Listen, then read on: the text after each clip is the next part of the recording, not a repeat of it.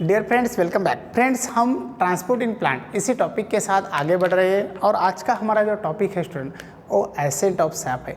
बहुत इंटरेस्टेड और important part है हमारे ट्रांसपोर्ट इन प्लांट इसी टॉपिक का। तो चलो एसेंट ऑफ सैप इसी के बारे में हमें डिस्कस करना है। एसेंट ऑफ सैप क्या होता है स्टूडेंट?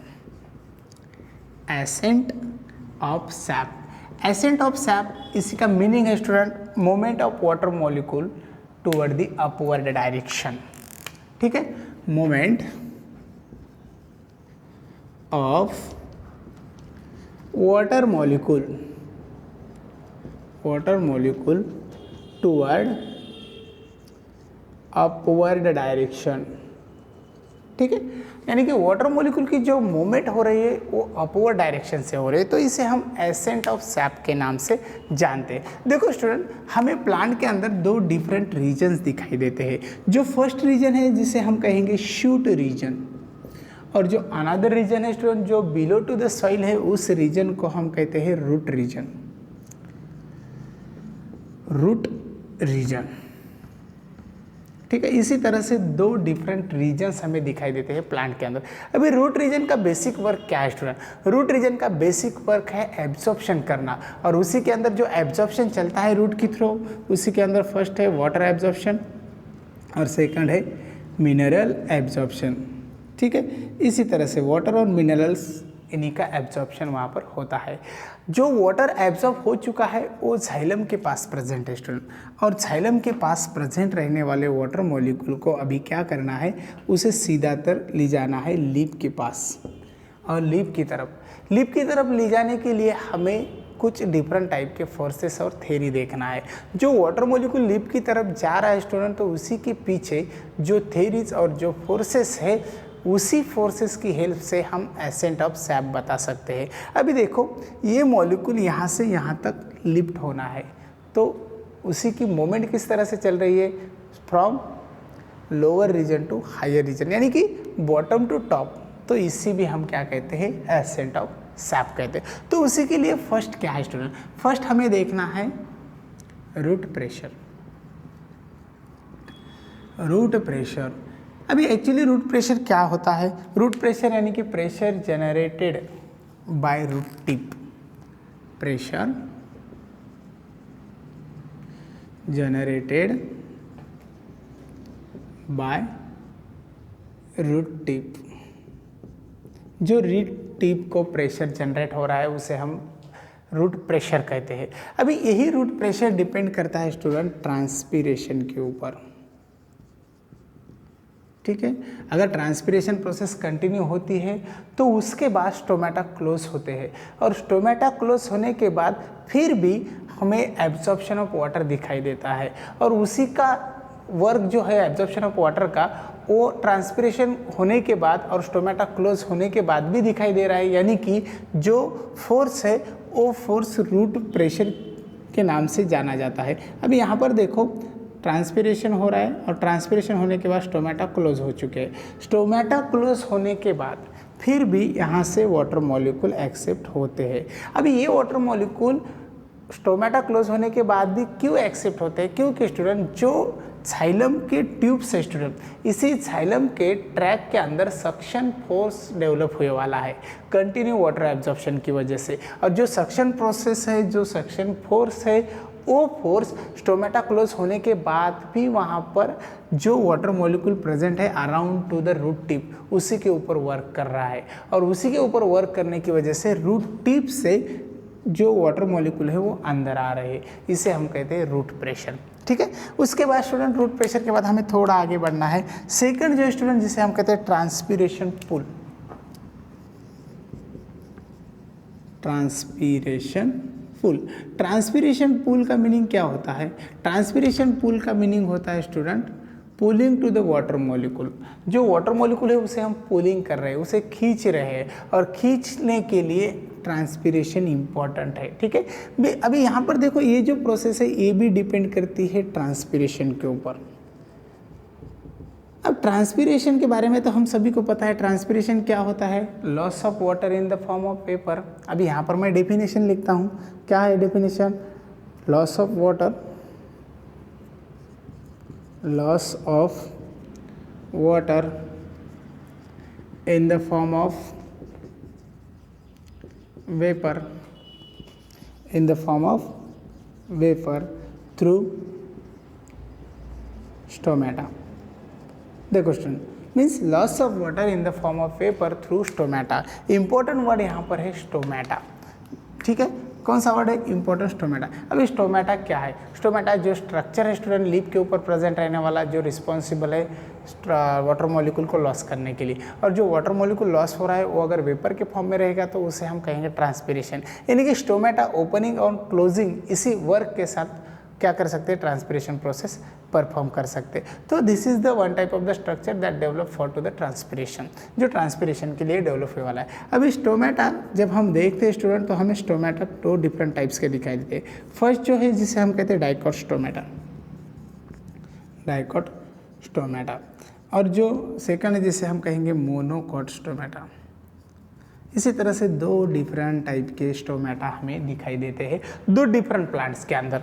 मोनोकॉट के अंदर अलग स्टोमेटा है, डाइकॉट के अंदर अलग स्टोमेटा है। अभी इसी स्टोमेटा को डिस्कस करने के लिए हमें स्टोमेटा का स्ट्रक्चर निकालना होता है, जो स्ट्रक्चर गार्ड सेल के साथ है, सब्सिडरी सेल्स के साथ है, उसके बाद कुछ इनर थिक लाइनिंग के साथ भी है स्टूडेंट। तो इसी तरह से इसी स्ट्रक्चर को निकालना है। अब हम यहाँ पर स्टोमेटा का स्ट्रक्चर निकालते हैं। स्टोमेटा का स्ट्रक्चर जब निकालते हैं हम डाइकॉट का, तो वो इस तरह से स्टूडेंट, ठीक है, इसी तरह से स्टोमेटा का स्ट्रक्चर दिखाई देता है, जो हम करेक्टली अब यहाँ पर करेंगे। अभी देखो ये हो चुके हैं एक गार्ड सेल और ये हो चुके हैं दूसरी गार्ड सेल, यानी कि स्टोमेटा 2 गार्ड सेल्स दिखाते हैं। उसके बाद जो इनर पार्ट है गार्ड सेल का, जो इनर लाइनिंग है जिसे हम कहते हैं इनर थिक लाइनिंग्स, ठीक है। उसके बाद स्टूडेंट इसी स्ट्रक्चर के साथ हमें इसी के अराउंड में, यानी कि गार्ड सेल के अराउंड में कुछ इस तरह से सेल्स दिखाई देते हैं, और जो सेल्स रिस्पॉन्सिबल है पोटेशियम आयन को स्टोर करने के लिए, इस सेल को सब्सिडरी सेल कहा जाता है।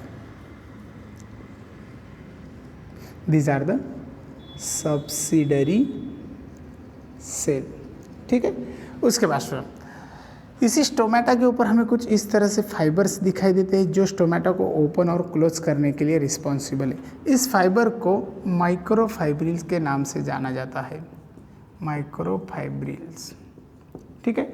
इसी तरह से हमें वहाँ पर पार्ट्स दिखते हैं स्टोमेटा के। अभी देखो स्टोमेटा ओपन और क्लोज जो होता है वो बेसिकली पोटेशियम आयन के ऊपर डिपेंड करता है। अभी यहाँ पे जो पोटेशियम आयन है सब्सिडरी सेल के अंदर, वो अगर गार्ड सेल के अंदर ट्रांसपोर्ट किए जाते हैं तो गार्ड सेल टर्जिड होते हैं, और गार्ड सेल टर्जिड होने से यहाँ पर स्टोमेटल अपर्चर ओपन होता है, और स्टोमेटल अपर्चर ओपन हो जाएगा स्टूडेंट, स्टोमेटल पोर ओपन हो जाएगा तो वाटर मॉलिक्यूल लॉस होता है, ठीक है। अभी जब पोटेशियम आयन फिर से सब्सिडरी सेल के अंदर रिटर्न आता है तो यही स्टोमेटा गार्ड सेल जो है वो फ्लैसिड होते हैं, और फ्लैसिड होने के साथ ये पार्ट क्लोज हो जाता है। तो इसी तरह से ओपनिंग और क्लोजिंग ऑफ स्टोमेटा डिपेंड करता है पोटेशियम पंप के ऊपर। उसके बाद यहाँ पर हमें इस तरह से स्ट्रक्चर दिखाई देते हैं, जो स्ट्रक्चर फोटोसिंथेसिस के लिए हेल्प करते हैं, उसी को हम क्लोरोफिल कहते हैं, और क्लोरोप्लास्ट, ठीक है। इसी तरह से हमें कुछ स्ट्रक्चर यहाँ पर दिखाई दे। ये हो चुका है डाइकॉट स्टोमेटा के बारे में। अभी चलते हैं हम मोनोकॉट की तरफ। मोनोकॉट स्टोमेटा जो इंटरेस्टेड स्ट्रक्चर दिखाता है स्टूडेंट जी, इस तरह से गार्ड सेल का स्ट्रक्चर है उसी का, और यही गार्ड सेल डम्बेल शेप्ड और डम्बेल स्टोमेटा के नाम से भी जाने जाते हैं।